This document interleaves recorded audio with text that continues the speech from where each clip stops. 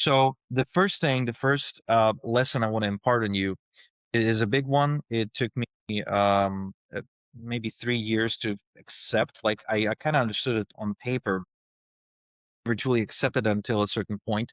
And that point was when I was offering coaching services, and it kind of became more of a consultant role.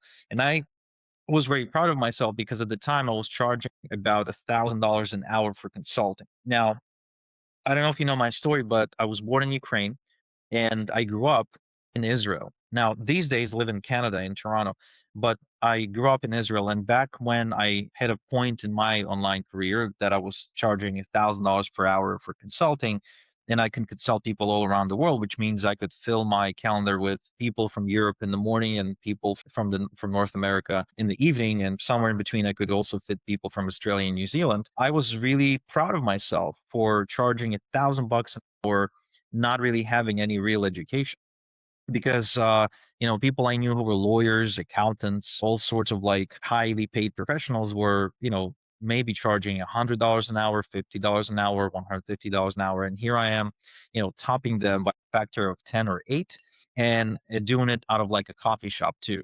Basically, in my jeans and a t-shirt, in a coffee shop with my laptop or my phone, consulting people about this thing called the internet. It was like of me was really proud, and it's something it kind of gave me bragging rights too. But I quit, started filling up my calendar, and I was pretty good at it too. I'm pretty good at lead generation, so I filled up my calendar very, very well. And I within maybe like 6 to 8 months or so, I burned out. I started dreading the calls.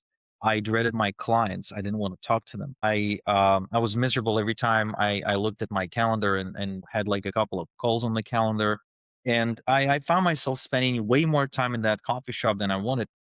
Then, whenever my wife would want to go on vacation, because I would never initiate a vacation myself, I was too much of a workaholic to do it. On vacation, she would take our daughter to the beach or, whatever, and be either in the hotel room having calls or maybe going to the lobby or something, but I would always have to work, and I felt like a hostage to my business.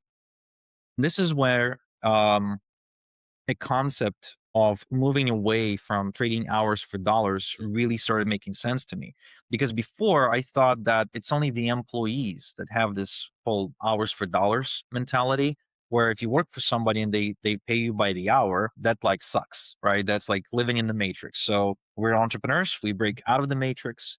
Now we set our own fees and we call our own shots. But what I've learned is that I was just the same slave. I was just getting paid more money.